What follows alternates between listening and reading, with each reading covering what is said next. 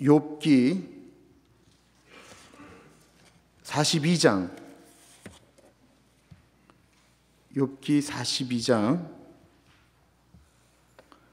1절에서부터 10절까지 말씀입니다. 하나님의 말씀을 받들어 봉독할 때에 살아계신 하나님의 음성을 들으시기 바랍니다. 욥이 여호와께 대답하여 이르되 주께서는 못하실 일이 없사오며 무슨 계획이든지 못 이루실 것이 없는 줄 아오니 무지한 말로 이치를 가리는 자가 누구니이까? 나는 깨닫지도 못한 일을 말하였고 스스로 알 수도 없고 헤아리기도 어려운 일을 말하였나이다. 내가 말하겠사오니 주는 들으시고 내가 주께 묻겠사오니 주여 내게 알게 하옵소서. 내가 주께 대하여 귀로 듣기만 하였사오나 이제는 눈으로 주를 배옵나이다. 그러므로 내가 스스로 거두어드리고 티끌과 제 가운데서 회개하나이다. 여호와께서 욥에게 이 말씀을 하신 후에 여호와께서 대만 사람 엘리바스에게 이르시되 내가 너와 내 두 친구에게 노하나니 이는 너희가 나를 가리켜 말한 것이 내 종 욥의 말같이 옳지 못함이니라. 그런즉 너희는 수소 7과 수양 7을 가지고 내 종 욥에게 가서 너희를 위하여 번제를 드리라. 내 종 욥이 너희를 위하여 기도할 것인즉 내가 그를 기쁘게 받으리니 너희가 우매한 만큼 너희에게 갚지 아니하리라. 이는 너희가 나를 가리켜 말한 것이 내 종 욥의 말같이 옳지 못함이라. 이에 대만 사람 엘리바스와 수아 사람 빌닷과 나아마 사람 소발이 가서 여호와께서 자기들에게 명령하신 대로 행하니라. 여호와께서 욥을 기쁘게 받으셨더라. 욥이 그의 친구들을 위하여 기도할 때 여호와께서 욥의 공경을 돌이키시고 여호와께서 욥에게 이전 모든 소유보다 갑절이나 주신지라. 아멘. 오늘 참 귀한 분을 모셨습니다. 이제 3일 후면 8.15 광복절인데요. 박상원 목사님은 저희 신학 동문이십니다. 그리고 연세대학교 세브란스 병원에서 원목으로 계셨고 지금은 북한 선교를 담당하고 있는 기도원 동족 선교 대표로 계십니다. 목사님하고 이야기를 하다 보면 참 다른 것이 하나 있습니다. 제가 친한 에스더 기도 운동본부는 북한에다 퍼주면 안 됩니다 라고 하는 쪽입니다. 그래서 모든 후원금들은 탈북자들을 통해서 북한으로 들어가고 있습니다. 탈북자한테 전달하면 탈북자들은 북한에 가족이 있으니까 그들에게 지원합니다. 또 한쪽은 북한이 지금 너무 어려우니까 무슨 방법을 써서라도 그곳에 식량이 들어가야 된다는 것입니다.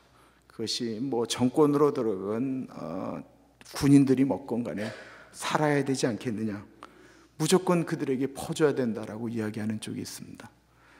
이 두 쪽이 다 북한을 사랑하긴 하는데 방법이 너무 다릅니다. 우리 박상원 목사님은 딱 중간에 서 있습니다. 중간에 서 있어서 이쪽도 친하고 저쪽도 친합니다. 생긴 거는 전혀 박쥐같이 안 생기셨는데 박쥐가 아니고요, 이 두 쪽을 다 모아서 북한 선교를 같이 가자라는 운동을, 연합운동을 하고 계세요. 연합운동. 그래서 이쪽도 친하고요, 이쪽도 친하시면서 계속 세미나하면서 같은 것을 이끌어 나가려고 대단히 노력을 많이 하고 계십니다. 어렵게 모셨는데요, 오늘 말씀을 선포하십니다. 민족의 고난을 해소하는 완전한 광복. 박상원 목사님 나오셔서 말씀을 전하실 때 많은 은혜 받으시기 바랍니다.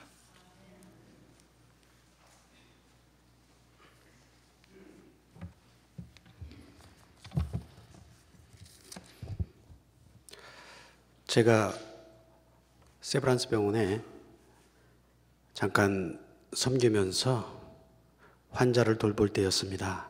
토요일 오후 당직을 쓰고 있는데 제가 있는 원목실 문을 누군가 노크를 합니다. 한 3년이 지나 보니까 이 노크 소리가 물먹으로 들어오는 소리인지 전화 걸려고 들어오는 소리인지 지금 자기 가족 중에 숨 넘어가는 소리인지 대충 좀 느낌이 오더라고요. 뭔가 소리가 똑똑똑 소리가 예사롭지 않았습니다. 문을 열었습니다. 젊은 애기 아빠가 어깨에 까만 가방을 메고 들어왔습니다. 목사님, 우리 아들이 지금 죽었으니 장례 예배를 드려주세요. 목소리가 침동한가 보니까 또 나이 든 걸 보니까 어린아이인 것 같다는 느낌이 들었습니다. 몇 살 되었습니까? 예, 지금 생후 3개월이 됐습니다. 제가 복장을 갖추고 영안실로 내려갔습니다. 많은 장례식을 치러봤는데 아기 아빠와 저가 단둘이서 장례 예배를 드려본 적은 처음이었어요. 영안실 직원이 관이라고 하는 걸 갖고 왔습니다. 라면 박스 반만한 사이즈에 새까맣게 얼굴이 타 들어가 있는 아이를 그 아기 아빠와 저 사이에 놓고 갔습니다. 제가 무슨 말로 위로를 할까 하다가 다윗의 그 스토리로 위로를 드리고 마지막 축도를 드리고 아기 아빠 손을 꼭 잡아드렸어요. 근데 아기 아빠가 그 아까 메고 있던 가방에서 뭘 꺼내더라고요. 조그만 아이보리색이 담겨있는 비닐팩을 꺼내는 거예요. 비닐팩을 뚜껑을 딱 열더니 아기 얼굴에다가 그걸 붓는 거예요. 얼마나 먹고 싶었니? 얼마나 먹고 싶었니? 하면서 제가 그 총각이었으면 그게 뭔지 몰랐을 거예요. 근데 저도 아들만 셋을 낳다 보니까 그게 뭔지를 알겠더라고요. 그게 바로 가장 산모가 아끼고 아껴온 처음 만들어진 초유. 그 초유를 아기가 혹시 살아나면 주려고 냉장실에다가 고이 간직해 놨는데 그거를 못 주고 간 그 아비의 심정이 너무나 많이 느껴졌습니다. 저는 고난 속에서 하나님께서 엄청난 고난 속에 있는 사람을 만나주는 그런 현장에 함께 증언자로서 있다가 보니까 하나님께서 그 가운데에 아버지의 심정이 어떤가 하는 것을 저한테 느끼게 해주셨어요.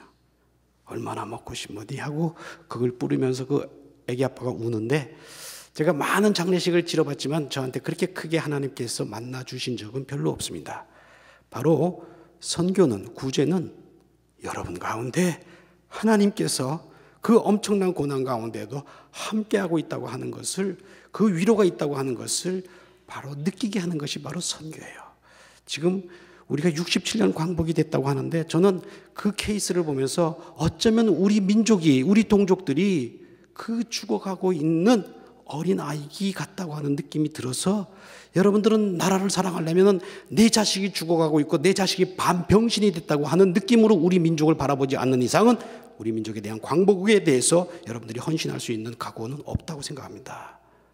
그냥 올림픽에서 금메달 따는 그러한 허상에 있는 것이 아니라 정말 우리 민족이, 우리 동족들이 지금 그렇게 지금 어린아이들이 300만에서 400만이 지금 굶어 죽어가고 있어요.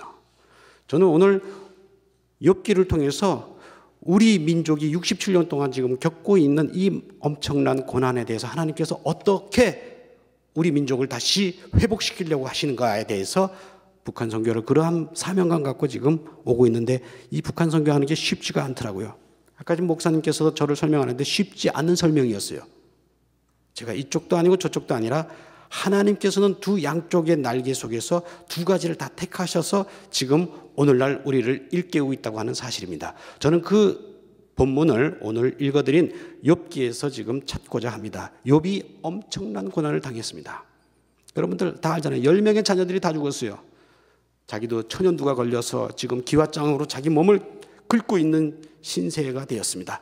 부인도 자기를 저주하고 도망가 버렸습니다. 자, 이런 상황에서 끝까지 하나님을 신뢰하고 하나님께서 이 고난을 갖다가 어떻게 해소시키는가에 대해서 오늘 성경은 하나님은 우리 민족에 대해서 어떻게 하라고 하는 얘기를 하고 계신다고 하는 사실을 여러분들에게 완전한 광복이 유나이티드 코리아가 어떻게 이루어질 것인가에 대해서 하나님의 계획을 한번 잠깐 짧은 시간 나누려고 합니다.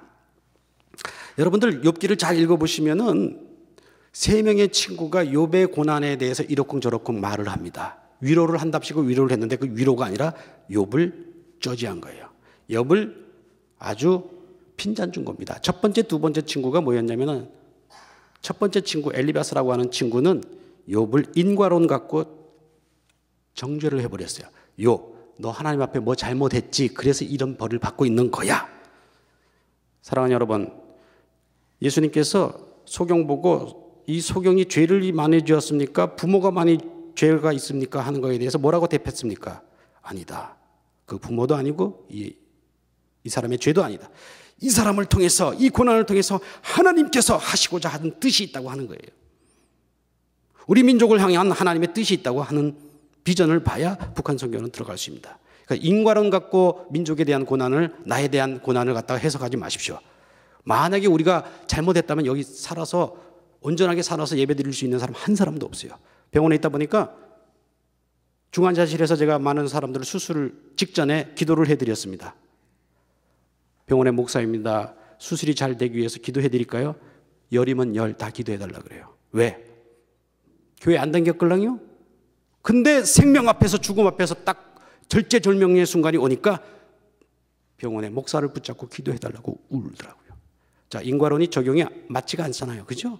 인과론 갖고는 어떤 사람도 위로할 수 없습니다. 우리는 똑같은 죄인이에요. 예수님이 진짜 죄인이어서 저 십자가에서 달려 돌아왔습니까? 인과론하고는 맞지가 않아요. 욥이 딱 반격을 했어요. 두 번째 친구가 뭐라고 욥을 갖다가 정죄했냐면, 정의론 갖고 욥을 갖다가 정죄하는 얘기가 나옵니다. 욥, 하나님은 완전한 분이죠. 완전한 분이죠. 완벽한 분이죠. 완벽한 분이죠. 너 지금 100가지 고통을 받고 있는 거는 너가 100 잘못했기 때문에 그런 거야. 이야, 이건 위로가 아니라 이거는 욕하는 것보다 더 엄한 짓을 지금 욥의 두 번째 친구들이 지금 하고 있습니다. 야, 이 사람아, 욥이 대꾸를 합니다. 네가 봐도 저 나쁜 사람, 저 사람은 왜 그렇게 자녀들도 잘 살고 부도 누리고 이렇게 사느냐? 네가 말한 논리가 맞지 않지 않느냐? 맞잖아요. 우리가 생각해도 저 나쁜 사람들 많잖아요. 그죠? 근데 왜 이렇게 잘 살아요? 떵떵거리고. 하나님께서 우리가 잘못했을 때마다 벌 줬으면, 여기 솔직히 저나 여러분 여기서 앉아서 예배 드릴 수 있습니까? 없습니다. 우리는 오직 하나님의 은혜와 예수님의 은혜 때문에 사는 거예요. 이제까지 우리가 걸어온 길을 보세요. 내가 잘했기 때문에 이제까지 여기까지 왔습니까? 하나님의 은혜였어요. 자, 이 두 가지 논리 갖고는 우리 민족에 대한 고난을 해석할 수가 없습니다. 거기서는 해석이 안 나옵니다. 인과론, 정의론은 세상 사람들이 갖고 있는 논리였어요. 오직 예수 복음만이 정의가 돼야 됩니다. 오직 하나님의 은혜만이 우리들의 원인이 돼야 됩니다.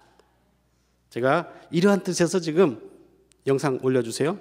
이러한 마음을 갖고 지금 고통받고 있는 우리 형제들한테 어떻게 해서라도 이게 좀 직접 좀 투명성 있게 좀 들어가야 되겠다 하는 걸로 지금 가고 있습니다. 저 땅을 보시면은 얼마나 먹을 것이 없고 땔감이 없었으면 저 북한 땅에 있는 산이 나무가 없습니다. 세상에 풀도 뽑아서 먹어야 되는 거야. 나무 뿌리는 다 캐갖고 장작으로. 저 땅이 어서 여러분들이 기도한 대로 저기가 회복되고 푸른 나무들이 어서 저기 가나안 땅처럼 저렇게 회복이 돼야 되는데 이게 누구 몫입니까? 우리들의 몫이에요. 저 다리 건너가면 바로 저게 함경북도. 옛날에 우리 로버트 박이 저 다리를 건너서 남양세관을 통해서 들어갔죠. 그 다음에 저희들이 훈춘에 있는 조그만한 빵 공장을 통해서 매달 5,000개씩 함경북도 어린아이들을 3군데 지금 돕고 있습니다. 맛있겠죠? 맛있습니다. 언제 한번 오시면 꼭 한번 드셔보세요. 여기 시중에 팔고 있는 단맛이 나는 그런 빵하고는 전혀 질적으로 틀립니다. 오직 그 동족 어린이들의 영양에 초점을 맞춰서 가장 팥이나 이런 것이 영양분들이 많이 들어가게끔 지원을 했고, 저기다가는 사랑의 빵. 요 밑에는 뭘까요? 작은 글씨가 성경 구절이에요. 내 이웃을 내 몸과 같이 사랑하라. 마태복음 19장 19절이라는 말은 못 썼어요. 그 말은 나중에 언젠가 저 아이들이 우리가 통일이 되고 난 다음에 우리가 굶고 굶주려서 허덕이고 있을 때 우리 미국에 있는 우리 교포 성도들이 우리를 잊지 않았구나. 그때의 마태복음 19장 19절에 그 말씀 때문에 우리가 지원했노라고 말하면 이게 바로 선교가 되지 않겠나. 다 죽고 난 다음에 무슨 선교 하시겠어요? 우리 동족 우리가 돕지 않으면 누가 돕겠어요? 이건 또 우리가 구제단체가 아니기 때문에 예수의 정의, 하나님의 말씀이 들어가야 됩니다. 여기 바로 북한말로 된 신약 사복음을 북한식으로 녹음을 했어요. 이보라우 동무들 뭐 이렇게. 우리처럼 세련된 말을 잘 못 알아들어요. 그래서 여기다 간증도 2개 넣고 해서 들여보냅니다. 매번 선교지 갈 때마다 밤에 저걸 더블백을 메고 우리 비밀 선교사가 두만강 그 건너편에 지하 성도를 만나서 접선해서 건너줍니다. 늘 고민됩니다. 저거 혹시 나보고 갖다 주고 오라 할까 봐. 여기 저거 갖다 주고 오실 분 있으세요? 목숨을 걸고 지금 하고 있습니다. 그러다가 우리 주위에 작년에 한 분 독침 맞아 돌아가셨고, 이번 제가 5월 달에 갔다 나온 바로 일주일 후에 독침 맞아서 겨우 살았는데 그분이 또 들어갔어요. 그러다가 아예 이번에는 차로 그냥 깔아 뭉겨버렸어요. 결국 죽었어요. 그분 성이 강씨예요. 강감찬의 후예들은 독침 맞았으면 가겠어요? 작년에 독침 맞았는데 그 땅에 또 가겠냐고. 근데 가시더라고요. 이런 정말 민족에 대해서, 동족에 대해서 자기가 선교적인 의미로 희생의 제물이 더 뿌려져야 된다고 하는 그런 각오로 지금 선교하고 있는 분들이 있어요. 우리는 너무 편하게, 그래도 우리는 선교사가 될 수 있습니다. 기도하시면 돼요. 그리고 보내는 선교사로 후원할 수 있습니다. 아무튼 저분들의 대단한 노력이 있습니다. 언젠가 하나님 뜻 안에서 저분들의 공로가 하늘나라에서 다 인정되기를 바라고 기원하고 있습니다. 요거는 저희들이 우리 북한 어린이 작년 여름에 치과 진료를 처음 해드린 장면이에요. 저 아이가 9살 한 2년이라고 하는 아이인데 제가 옆에서 좀 자랑을 했어요. 우리 목사님 아이패드 갖고 계시는데 또 설교하실 때도 사회 보실 때도 이렇게 아이패드 보고 딱 하시는 최첨단은 달리신데 저도 이거 갖고 좀 자랑을 했어요, 저한테. 그러면서 제가 물었습니다. 아이패드 보여주면서, 야, 은현아, 너 뭐가 제일 좋냐? 그랬더니 너무너무 평범한 질문 아니에요? 답을 못해요. 당황을 하더라고. 내가 여태까지 지금 자본주의적인 성향이 있구나. 그걸 좀 더 깨닫고 얼른 제가 말을 수정을 했습니다. 너 누가 제일 보고 싶니? 그 말에는 대답이 금방 나옵니다. 아빠, 엄마. 아빠, 엄마랑 같이 탈북을 하면서 아빠, 엄마가 그때 헤어지고 어디로 갔는지 몰라요. 죽었는지 살았는지. 저 아이들을 지금 우리들이 케어를 하고 있습니다. 사랑하는 여러분, 우리는 너무 많은 것이, 좋은 것이 너무 많아요. 싫은 것도 너무 많아. 아이들한테 가장 편한 질문들이, 여기 잘하고 있는 애들이 뭐 좋니, 뭐 싫니, 뭐 좋아요, 뭐 싫어요. 쟤들은 싫은 것도 없고 좋은 것도 없어요. 보고 싶은 것밖에 없어요. 엄마 아빠만 보고 싶어. 먹을 것만 보여주면 제일 좋겠어요. 우리도 보고 싶은 게 있어야 돼요. 교회 나와서 하나님의 얼굴이 보여야 돼요. 예수님의 얼굴이 보고 싶어야 되는데 우리는 자꾸 다른 것이 생각나요. 예배 드리면서 다른 거 엉뚱한 거 생각해요. 이거 해야 되는데 저거 해야 되는데. 저는 선교지 갈 때마다 거기서 그런 하나님을 만나요. 저 아이들의 입술을 통해서 이 박 목사야, 너 아직도 정신을 못 차렸구나. 넌 선교 네가 하는 걸로 착각하지 마라. 내가 만나고 싶어야 되고 내가 보고 싶어야 되는 거야. 그거 깨닫고 와요. 오늘 제가 집중적으로 말씀드리는 것이 세 번째 친구의 논리였습니다. 숙명론이에요. 세 번째 친구 성함이 어떻게 되는지 아세요? 예? 개발이 아니고 소발이에요. 소발. 이 소발이라고 하는 친구가 욥이 자꾸 대꾸를 하니까, 야 욥, 너 이런 엄청난 고난을 받고 있으면 무조건 하나님 앞에 잘못했다고 빌어. 소위 말하는 이게 바로 숙명론입니다. 숙명론 뭔지 아세요? 그냥 권위 앞에, 그냥 큰 힘 앞에 형님 무조건 잘못했습니다 하고 꿇어, 이런 거예요. 그런데 하나님이 우리를 그런 존재로 만들었어요? 당신의 형상으로 아들로 만들어 놨잖아요. 당신의 종으로 만든 게 아니잖아요. 우리를 로봇으로 만들어 놓은 거 아니잖아요. 넌 내 사랑한 아들이야. 그러니까 아들이 아프면 아빠 왜 나한테 이런 고난을 주는 거야 하고 울부짖을 수 있어야 되는 거 아니겠어요? 여러분들 교회에 나와서 하나님한테 울부짖고 만나달라고 오늘 예배드리고 기도회 때 나와서 새벽 예배마다 울부짖어서 기도하는 거 아니겠어요? 우리 민족에 대한 고난에 대해서도 우리가 울부짖어서 기도해야 돼요. 그랬더니 욥이 38장 이후에 하나님, 이 친구들의 위로가 나한테 위로가 안 됩니다. 하나님, 내가 이 고난을 받고 있는 거 이유나 알고 당황해 봅시다. 아주 욥이 이제 죽음까지도 결사를 했어요. 내가 이렇게 죽어도 좋으니까 내가 이런 고난을 왜 받는지 하나님 알려달라는 거예요. 멋있죠? 우리는 그런 신앙 자세가 필요합니다. 그렇게 될 때 하나님께서 38장 이후에 만나주십니다. 여러분들 욥기를 잘 읽어보세요. 38장 이후에 하나님께서 욥 앞에 딱 질문을 던집니다. 뭐라고 질문 던집니까? 욥아, 내가 이 세상에 기초를 놓을 때 너 어디 있었느냐? 네가 저 사망의 음침한 그늘문을 열어본 적이 있느냐? 네가 저 태평양 한바닥 가운데를 거닐어 본 적이 있느냐? 저희 시애틀에 비가 많아요. 비 좋아하시는 분 8개월 동안 비 맞을 수 있습니다. 오세요. 네가 저 비의 아비를 본 적이 있느냐? 네가 저 동쪽 하늘을 향하여 동이 뜨게 해본 적이 있느냐? 질문합니다. 대답을 못해요. 여기 하나님이 던지는 질문에 대답할 수 있는 분이 있습니까? 근데 욥이 하나님의 그 질문을 들으면서 깨달아요. 그리고 오늘 42장에 보니까 뭐예요? 회개했어요. 뭘 깨닫고 뭘 회개했습니까? 하나님은 답을 준 게 아니고 질문만 던져주셨는데, 근데 욥이 해결을 봐요. 제가 북한 선교를 하면서 가장 어려운 게 뭐냐면은 북한 선교를 너무 극단적으로 하고 있더라고요. 하나는 무조건 무너져야 된다. 거기 지하교회 성도들도 지금 20만으로 지금 추정하고 있는데, 저 동방의 예루살렘이라고 하는 평양도 복원을 시켜야 되는데 그냥 다 죽어야 된다고 이렇게 생각하는 사람들이 있어요. 또 이쪽은 무조건 또 퍼주자고 하는 사람들이 있더라고요.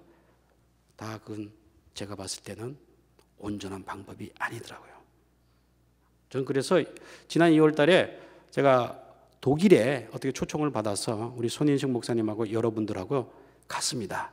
그 독일에서 어떻게 통일을 이뤄냈나 하는 서독교회와 서독정부가 한 일을 보니까 뭐였냐면은 먹을 것을 주면서 인권을 똑같이 얘기를 했어요. 우리가 먹을 것을 갖다 줬는데 저기서 인권을 짓밟고 있으면 더 이상 안 준다. 그랬더니 큰 힘을 발휘했어요. 바로 이렇게 가야 되는 거예요.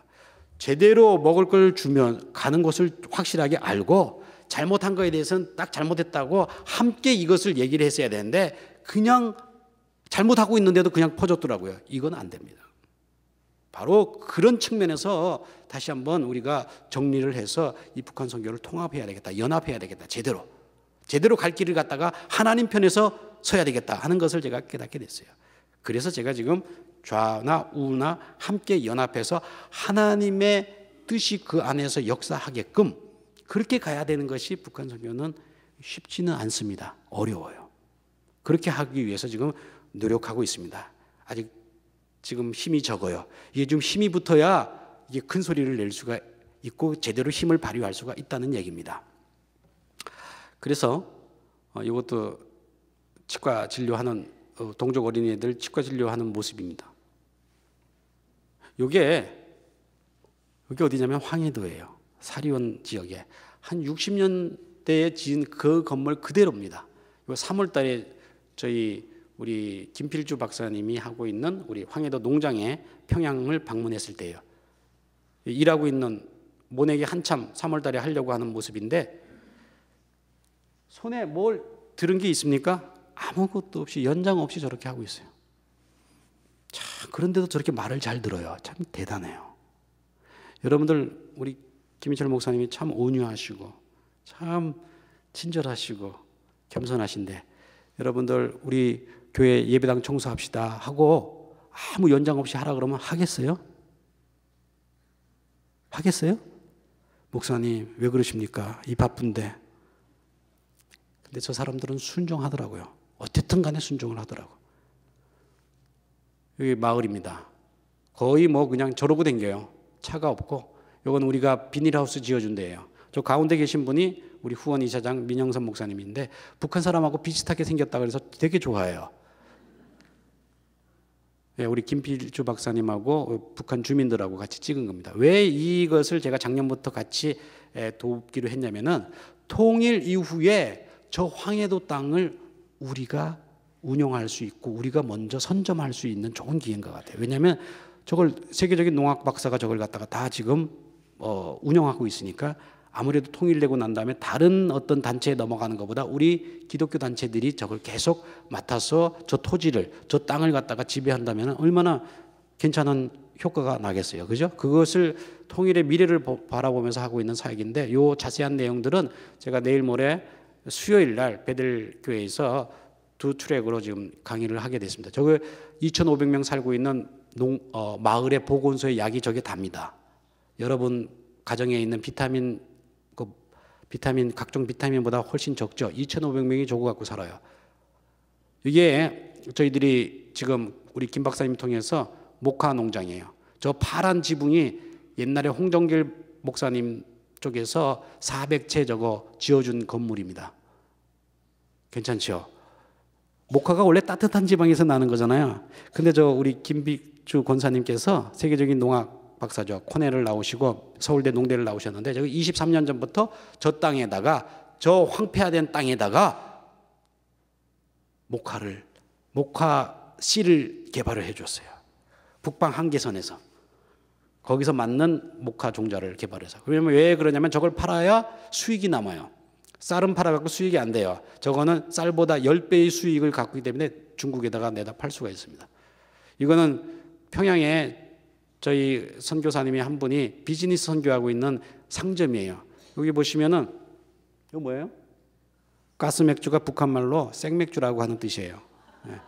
평양에 오시면은 우리 선교사님이 하고 있는데 저랑 10월 달에 가게 되면은 만약에 저기 잠깐 방문할 수가 있습니다. 저거 다 한국산입니다.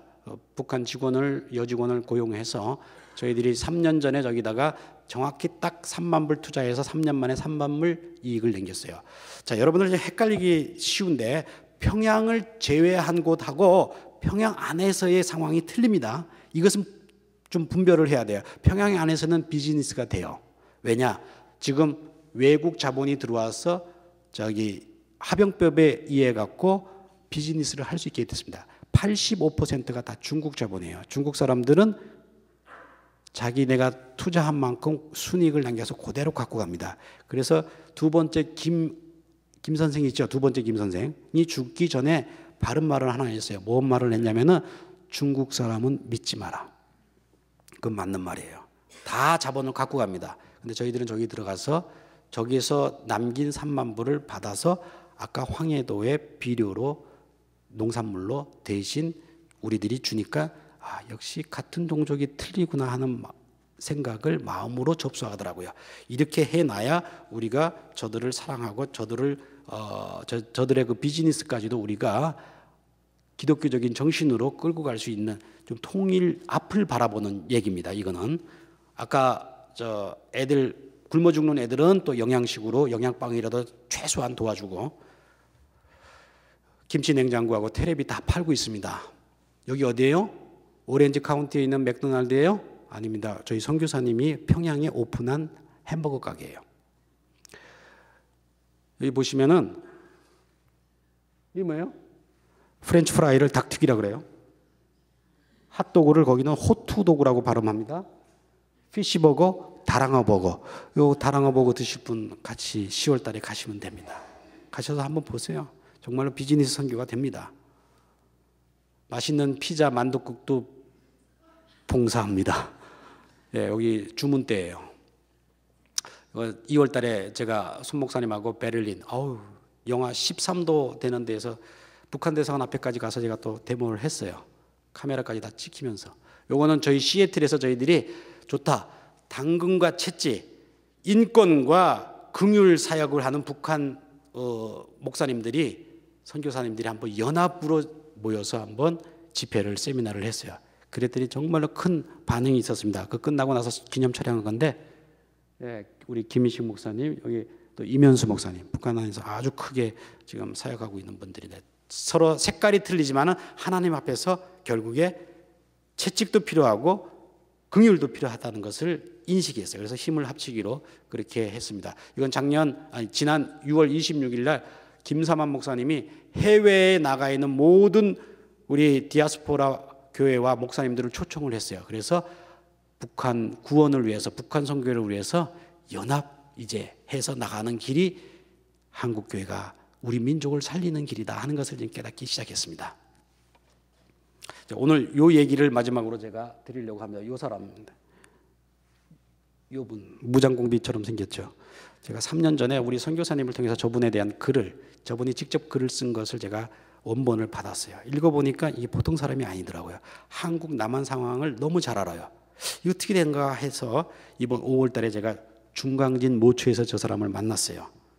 제가 당신의 글을 다 읽어봤는데 어떻게 그렇게 한국 지리를 잘 아시고 한국 상황을 잘 압니까? 했더니 2번 난파된 무장공비였어요.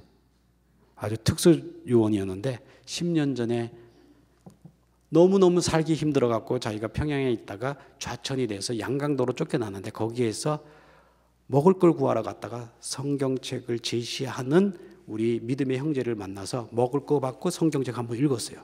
20명이 이 성경책 하나를 놓고 같이 읽으려고 하니까 힘들잖아요. 어떻게 했습니까? 어떻게 하면 빨리 읽을 수 있을까요? 이걸 돌려보면 어떻게 돼요? 한 1년 걸릴 거 아니에요. 그래서 이걸 쪼개자. 그래서 쪼갰어요. 성경을 쪼갰어요.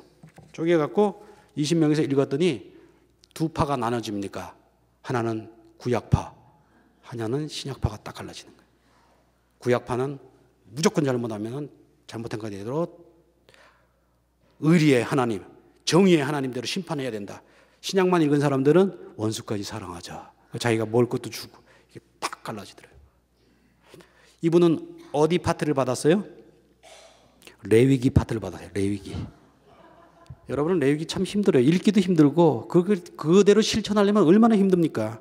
근데 레위기를 20번 통독을 하다가 진짜로 북한 안에서 황소를 잡아서 번제를 드렸어요. 잡혀갔어요. 아니 지금 먹을 것이 없어갖고 애도 삶아 먹고 있는데 네가 어떻게 그거를 소를 잡아서 먹느냐? 잡혀갔어요.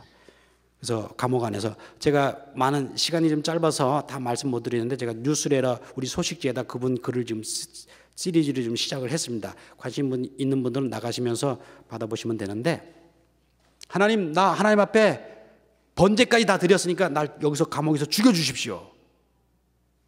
그렇게 했는데 하나님이 살려주더라고요. 그러니까 죽고자 하는 사람은 살아나요. 어떻게 살아나냐면 저 사람이 평양의 의대에 한 2년 공부를 하다가 좌천이 됐는데 평양의 자기 친구들이 그 소는 구제역 걸린 소여서 불을 태워야 된다 이렇게 보고를 해준 거예요. 그래서 살아났어요. 그때 소 잡아먹은 사람들이 10명이 잡아먹었는데 지금까지 잔병 하나 없이 튼튼하다. 도저히 이제 그 안에서 자기가 놀라운 하나님의 역사를 체험하니까 내가 이제 중국 땅에 건너가서 북한 지하 성도들을 지원해야 되겠다. 이런 사명 때문에 넘어왔어요. 넘어온 첫날 밤에 우리 중국에 있는 형제한테 신약을 읽으라고 하는 첫 마디를 들었어요. 그래서 어림없는 소리 마라. 나는 예수님은 안 믿는다. 여러분들 북한 사람들 이해를 잘해야 돼요. 초신자들을 이해하려면. 왜냐하면 북한 사람들은 힘 있고 강력 있고 막 홍해를 가르고 가나안 땅에서 막 먹을 걸 주는 이런 하나님을 원하지 십자가에 달려 죽는 예수님은 원하지 않는다는 거예요. 이게 이렇게 갈라집니다. 이거 잘 이해를 하셔야 돼요. 거기에 컨텍스트를 이해해야 됩니다. 왜? 아이 저 로마 병정 조무래기들한테 그 몇 명 안 되는 들한테 왜 잡혀 죽냐 이거예요. 그게 못마땅한 거예요. 창피한 거예요. 그래서 예수는 당신들이 믿고 나는 하나님이 믿겠다는 거예요. 이해하셔야 됩니다. 그래서 거부를 했는데 성령께서 그날 밤에 강하게 역사를 했는지 요한복음을 읽으라고. 그래서 한음 수 없이 새벽 2시에 일어나서 요한복음을 읽었습니다. 그 요한복음 1장을 읽다가 이분이 드디어 레위기에 드렸던 그 하나님의 어린 양 번제가 어린 양이 예수님이라는 걸 깨달았어요. 요한복음 1장 11절에 보면 자기 땅에 오매 자기 백성이 영접하지 아니하였으나 영접하는 자 곧 그 이름을 믿는 자들에게는 하나님의 자녀가 되는 권세를 주셨으니. 이 말이 그냥 그 순간에 꽂혀버렸어요. 그러니까 레위기에 그 하나님 번제로 드렸던 그 자기 그 어린 양이 예수님이었다는 것이 깨달아지면서 완전한 복음의 이해를 하게 됐어요. 그래서 여 뒤에 있는 중국 사람들을 다 복음으로 전도를 해서 저 사람들이 다 저분 때문에 신자가 된 사람들이, 성도가 된 사람들인데 저분들이 북한 지하 성도를 돕는데 앞장서게끔 했어요. 여러분들, 북한 선교는 최고난도의 선교입니다. 모든 나라와 모든 세대가 함께 힘을 합해야 되는 선교예요. 그래서 힘든 거예요. 중국 사람들이 앞장서면 더 좋은 효과가 되는 거예요, 저희들보다. 그래서 북한 선교는 그게 어렵습니다. 그러나 하나님께서는 왜 지금 이 정말로 미국 땅덩어리 캘리포니아의 5분의 1밖에 안 되는 우리 민족을 통해서 이렇게 세계를 깜짝깜짝 놀라게 합니까? 금메달도 그렇게 많이 따고, 축구에 그냥 한방 그냥 이렇게 해서 일본도 그냥 끝내버리고. 왜 하나님께서 우리 민족을 작지만 이렇게 세계의 주목을 받게 하느냐? 그건 하나님의 숨은 의도가 있다는 거예요. 하나님께서 이 세계의 마지막 어려운 시간에 세계 선교를 완수하려고 하시는 당신의 숨은 의도가 들어있다고 하는 거예요. 저는 저기 늘 갈 때마다 그런 우리 민족을 변화시키는 하나님을 만나고 옵니다. 마지막으로 저한테 얘기를 합니다. 목사님, 우리 지하의 성도들이 이렇게 기도하고 있습니다. 우리한테 10년의 고난의 대행군을 주셔서 감사합니다. 왜? 이 고난이 없었으면 우리가 하나님을 진지하게 만날 수 없었습니다. 이 고난 때문에 우리가 울부짖고 기도하니까 하나님께서 우리들의 희생을 통해서 우리 민족을 회복시키려고 하시는 숨은 의도가 있다고 하는 것을 깨닫게 됐습니다. 자기 자신들이 희생의 제물로 드려지기를 원합니다. 여러분, 오늘 본문의 마지막이 그렇게 끝납니다. 욥이 울부짖고 기도할 때에 하나님께서 만나 주셨어요. 욥이 그 하나님의 질문을 들으면서 깨닫습니다. 뭘 회개했습니까? 하나님은 그냥 질문만 던졌는데 대답을 안 줬는데 대답은 누가 갖게 됐어요? 욥이 갖게 됐어요. 뭘 깨달았습니까? 뭘 회개했습니까?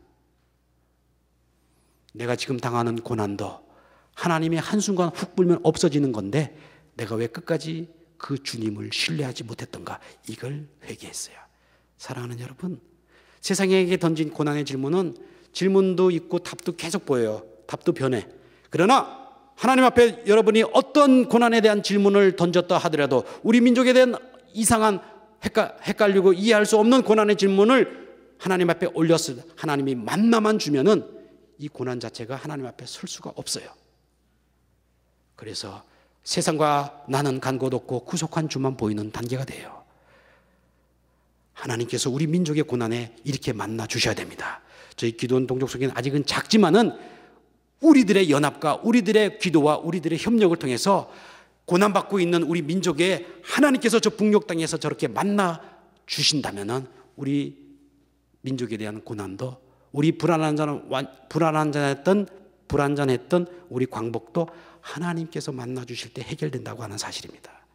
이 하나님이 우리와 계시고 여러분과 계시고 여러분 교회와 계시고 우리 민족 위에 함께 있고 있다고 하는 사실을 늘 잊지 마시고 그 완전한 광복을 위해서 여러분들이 할 수 있는 기도를 하시고 여러분들이 할 수 있는 범위 안에서 협력한다면 우리에게도 그 하나님이 멋진 완전한 광복을 우리에게 선물로 주실 줄로 믿습니다. 함께 기도드릴까요?